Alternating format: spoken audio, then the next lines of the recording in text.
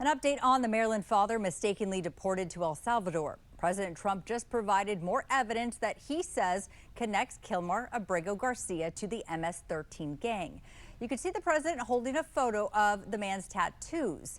Now, 7 News' Jasmine Stiles is at the alert desk. Jasmine, break down the photo that President Trump is seen with. Right, so he is saying that those are Kilmar Abrego Garcia's hands, and we're going to get to that in just a bit. But while he was holding up this photo, President Trump was also criticizing Democrats' description of him as just a, quote, Maryland father. He insisted Abrego Garcia is dangerous and should not be brought back to the U.S. This man is according to certified statements that we get, is a very violent person. They call him the Maryland man. He's a Maryland father. No, this is a violent person.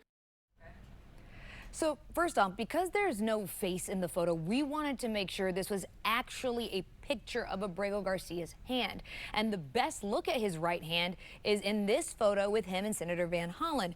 And then once we zoom in a little bit more, those tattoos do look to be very similar. Either way, the Trump administration is supposed to be updating the court on Abrego Garcia's release and getting back to the U.S. They've said there's no updates, and that is despite several judges' rulings and a decision from the Supreme Court. Victoria? All right, Jasmine, thanks for breaking that down for us. Maryland U.S. Senator Chris Van Hollen is addressing the legal battle. He posted on X tonight, quote, "No one is vouching for one man. We are standing up for everyone's right to due process." The Democrat just returned from El Salvador, where he met with Abrego Garcia. 7 News' Tom Rousey was at Dulles Airport as Van Hollen stepped off the plane to ask him about their discussion. If you deny the constitutional rights of one man, you threaten the constitutional rights and due process for everyone else in America. Maryland Senator Chris Van Hollen spoke to a massive group of media after his flight from El Salvador landed. He says after requests to see Kilmar Abrego Garcia were repeatedly denied, he was about to leave Thursday when all of a sudden I got word that I would be allowed to meet with Kilmar Abrego Garcia. And they brought him to the hotel where I was staying. He said Abrego Garcia appeared okay and missed his family. Van Hollen says he learned that Abrego Garcia is no longer staying at the notorious Seacot prison, but was moved to one with better conditions. Still, he did not know about what was happening in the outside world. The Trump administration has blasted Van Hollen for the trip, accusing Abrego Garcia of being an MS-13 gang member. On Friday, Homeland Security put out details of an alleged incident in Tennessee in 2022, in which DHS says a trooper pulled him over and suspected him of being a human trafficker.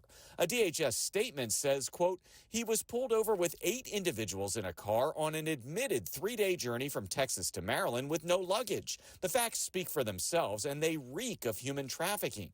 Abrego Garcia was not charged. His attorney and family have denied he's an MS-13. I say to the president of the Trump administration, if you want to make claims about Mr. Abrego Garcia and MS-13, you should present them in the court, not over social media.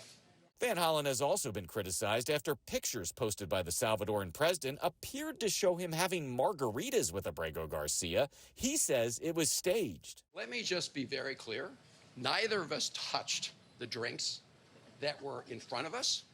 After landing here, Van Hollen said he believes his trip will be the first step in bringing Abrego Garcia back to the U.S. At Dulles Airport, Tom Rousey, 7 News.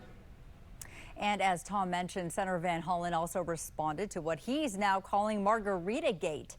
As we told you last night, both the Salvadorian president and U.S. Department of Homeland Security claimed the Democrat and Garcia were sipping margaritas. But the senator says those are lies and the proof is in the photos.